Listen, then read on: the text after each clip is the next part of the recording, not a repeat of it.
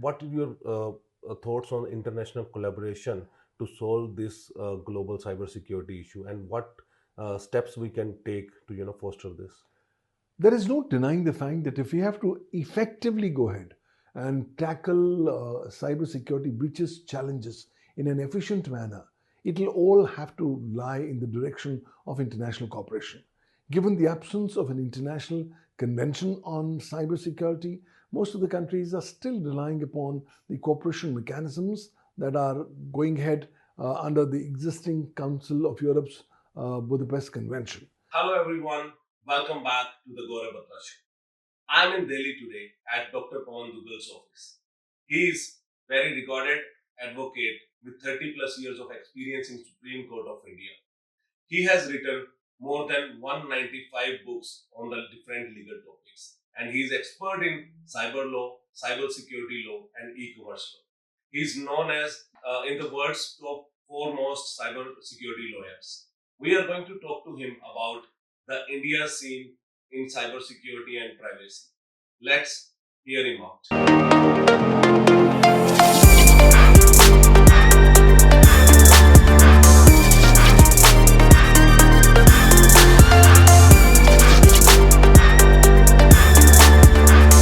Hello, Dr. Duggal. How are you? Hi, pleasure to meet up with you and be with you on your show. Thank you, sir. You have been a wonderful host, and your office is quite amazing. Thank you. So, sir, as I just announced that today's topic, I want to learn more about from the cyber security and privacy scene in India. So, how you see the cyber security evolving scene with rapid technology and digital landscape changes? We have all today come into the new cyber world era. In this new cyber world order, cybercrime and cybersecurity breaches are going to be our constant lifelong companions. And when I look at the emerging trends and figures, it's very, very clear that cybersecurity will continue to be one of the topmost points on the global agenda. Well, you look at the figures and they continue to frighten you. The year 2022, the world lost more than $6 trillion to cybersecurity breaches. By the end of 2023, it is expected that the world is likely to lose more than $8 trillion to cybersecurity breaches. Every day, there's some new development vis-a-vis new cybersecurity breaches taking place. Ransomware has effectively doubled and has grown more than 2 times in the first one half of 2023. So I expect these rapid developments to keep on expediting. I also expect a massive new change in this cybersecurity ecosystem, because now the advent of artificial intelligence is being used not just for protecting and preserving cybersecurity, but also for the purposes of breaching the cybersecurity. So when I'm going onto the darknet, today the predominant trend that one is finding is cybercrime as a service powered by artificial intelligence. More and more cybersecurity breaches are taking place from artificial intelligence perspectives, using artificial intelligence tools and algorithms from the safe confines of the darknet. So this paradigm is going to go unchecked, and that's why there's a need for massively addressing the legal, policy, and regulatory issues pertaining to cybersecurity, both at international, regional, and national levels. At the time when I talk with you, there's no one international cybersecurity treaty in place. The only best thing that we have is the Budapest Convention, or the Convention on Cybercrime of Council of Europe. But that's not a cybersecurity treaty per se. Consequently, because there's a massive policy vacuum on cybersecurity legal principles at the international level, we are finding that more and more countries are not waiting. They have begun to start coming up with their national laws on cybersecurity. Whether it's China, whether it's Thailand, Singapore, Australia, the list is continuously keep on growing. But the issue is here countries are trying to address the global paradigm of cybersecurity breaches through national laws, knowing fully well that internet has made geography history. In a scenario like this, we are finding that the law enforcement agencies are not getting very successful in perpetuating, in finding out and investigating how these specific cybersecurity breaches are taking place. So I expect new infections, new strains of ransomware, new distributed denial of service attacks, and new attacks that are aimed to destabilize the critical information infrastructure both in the public sector and private sectors that are going to be the predominant trend on cybersecurity ecosystem in the next 1 year. Awesome, sir. I think you have covered quite a lot in it's also your small sentences, and you mentioned a lot of international requirement or need of the hour in the global cybersecurity space, right? So, what are your thoughts on international collaboration to solve this global cybersecurity issue, and what steps we can take to foster this? There is no denying the fact that if we have to effectively go ahead and tackle cybersecurity breaches challenges in an efficient manner, it will all have to lie in the direction of international cooperation. Given the absence of an international convention on cybersecurity, most of the countries are still relying upon the cooperation mechanisms that are going ahead under the existing Council of Europe's Budapest Convention.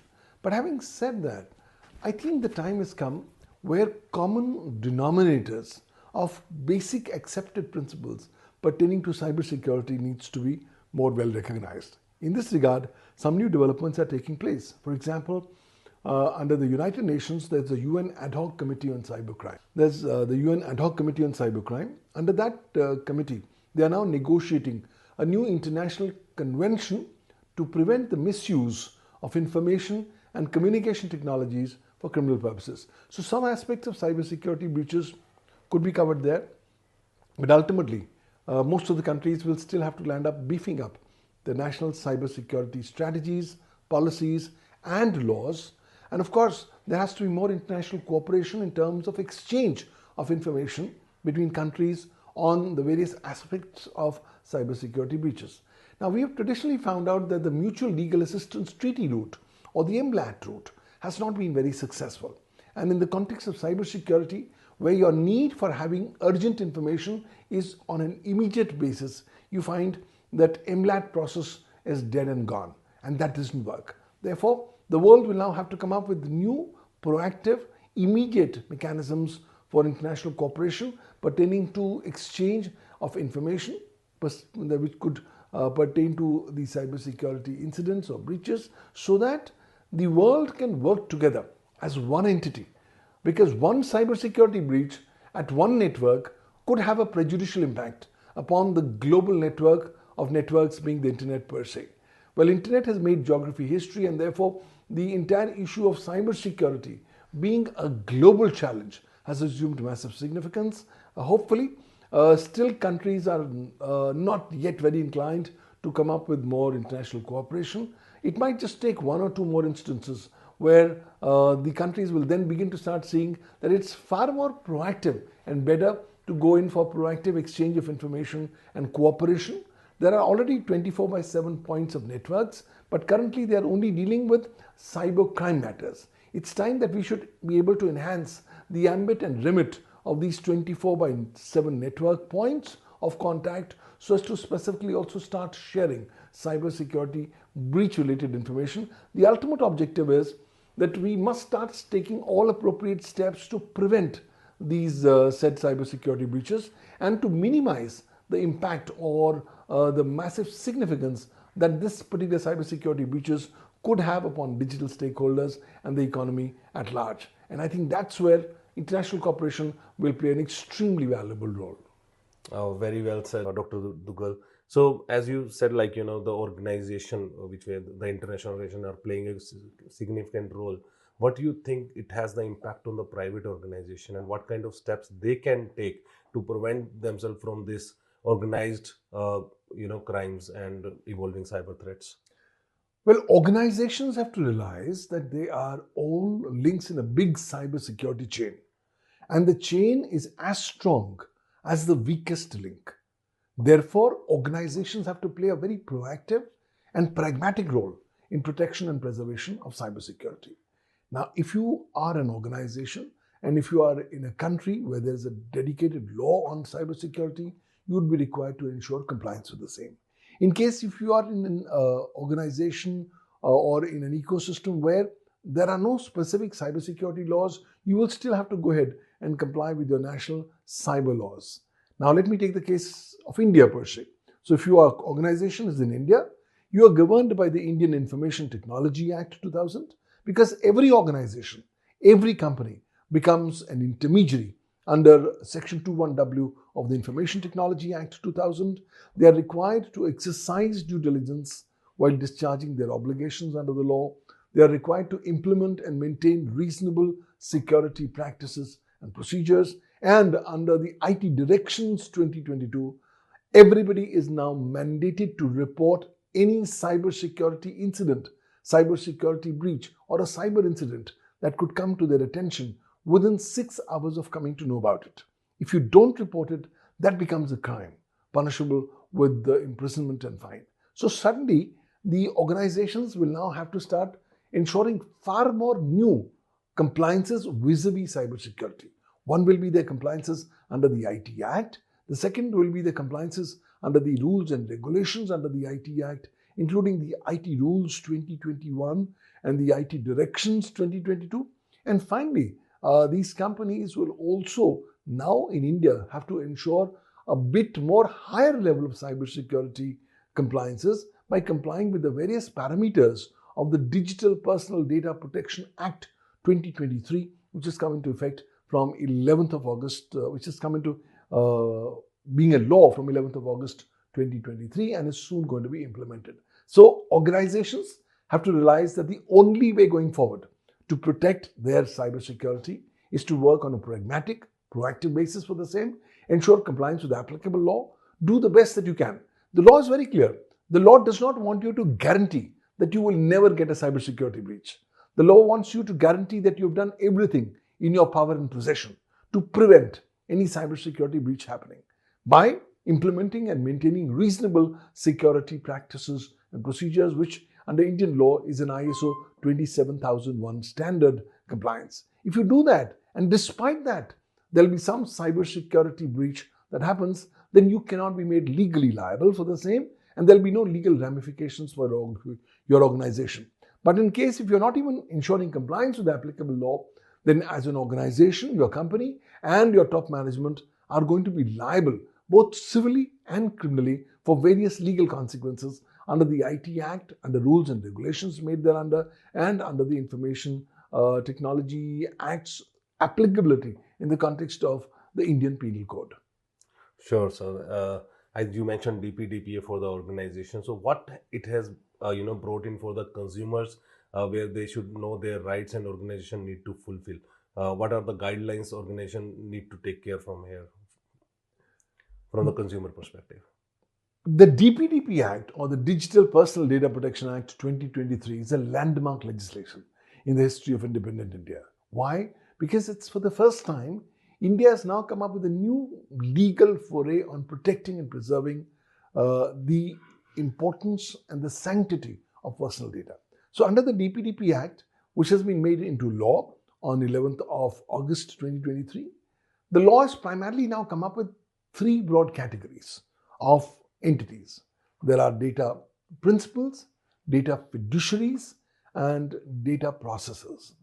Any person to whom a personal data belongs to becomes a data principal. So every consumer, every user is the data principal because he's the owner of his own personal data. Then data fiduciary is any company or legal entity who is actually not just collecting the personal data of a data principal, but who's also deciding how the personal data of a data principal is going to be processed. And finally, data processor is a legal entity who, on behalf of the data fiduciary, will be processing the personal data of the data principal. So, a lot of now new rights, duties, and obligations of data fiduciaries, data processors, as also data principals has now been specifically incorporated under this new law. Now, you don't comply with this law and it has humongous ramifications.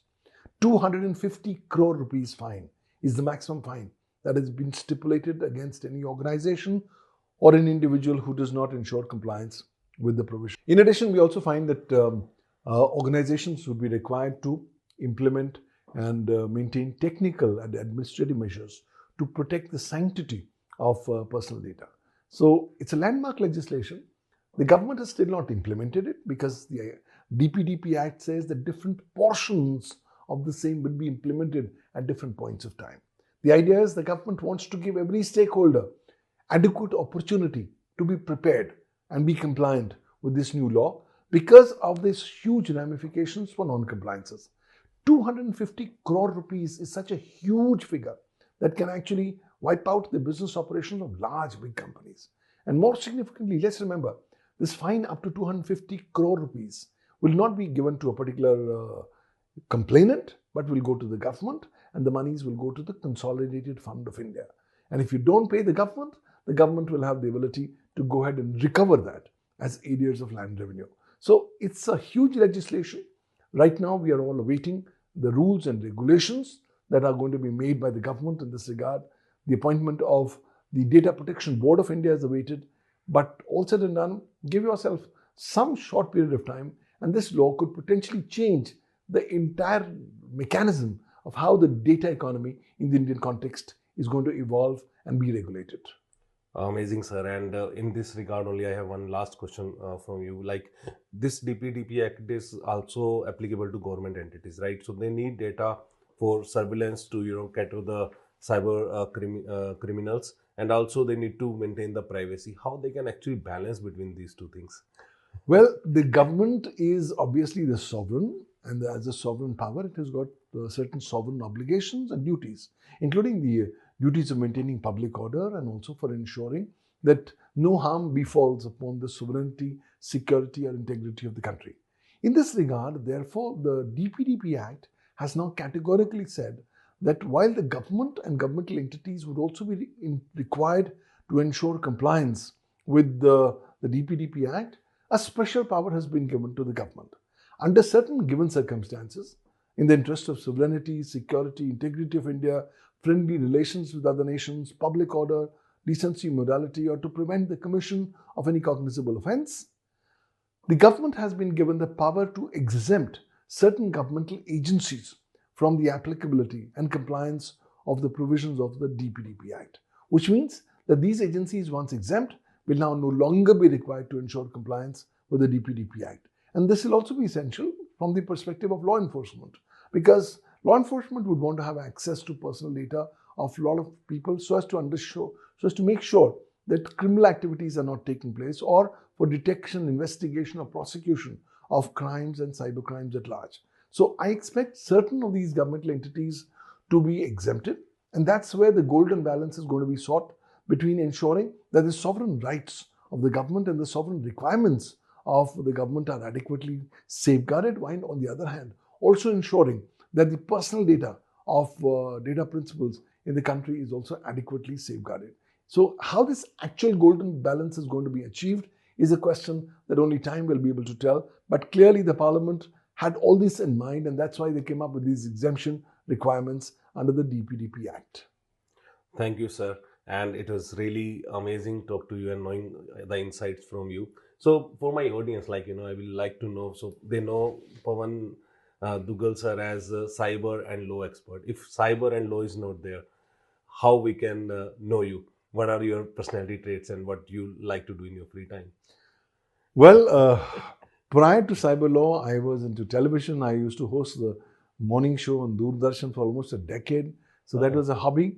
But I like to listen to music. I like to be amongst nature, travel. Those are some broad stuff. And of course, spend some time with the family. That's crucial. Ultimately, it's there when you are completely at ease with your own self in nature, you begin to start introspecting. And I think that's zero time, which is valuable. I really value that zero time that one can only create for one's own self. But at the end of the day, we only have 24 hours. So we can only try to create an appropriate, harmonious work-life balance. But for each one, it's its own cause. But if given to me, I'll prefer more music, more nature, and more just travel as being the things that I would want to do beyond the cyber law. Awesome. And this conversation, actually, we were talking. So my last segment is where I generally ask, to talk directly to my audience. So they're like, if you need to tell the three fundamental rights for privacy or cyber security, what will be those three prime ones which you will like to share? So, if I was to summarize three broad mantras for all users pertaining to cybersecurity, they are as under. Number one, cybersecurity will have to be adopted as a way of life by all of us. The mindset that cybersecurity is governmental responsibility has to give way to more proactive action. Number two, we are already in this new age where there is a lot of data all around us. In India, I see the great Indian vomiting revolution, where Indians are vomiting a lot of data about their personal, professional, social lives. So, in this new age of the new great Indian vomiting revolution, I will actually request all data users to handle data with care, only share information on a need to know basis, because whatever information you publish, you disseminate online is going to be used against you. And finally, my final third mantra will be, let's adopt due diligence, care, and caution as part of our daily digital existence. Let's learn to have a sense of distrust and mistrust in whatever I see, till such time I'm able to independently evaluate the authenticity or veracity of any such information. I should be inclined not to go ahead and believe the said information. This is all the more important because now with deep fakes coming in a big manner, with fake news coming in a remarkably strong manner, we are all surrounded by all kinds of false information. And it will be doing us massively good if we can actually go ahead and verify the authenticity or veracity of any information before relying on the same. Let's not be afraid of the internet. Let's adopt the internet, but it's the information highway. Let's learn to make ourselves more secure. Go ahead and protect your own backs, protect your exposure to legal liability, and do your due diligence, and then go ahead onto your journey in cyberspace.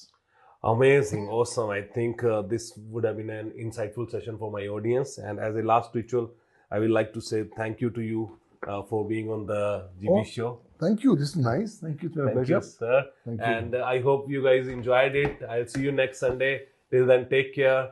Bye-bye.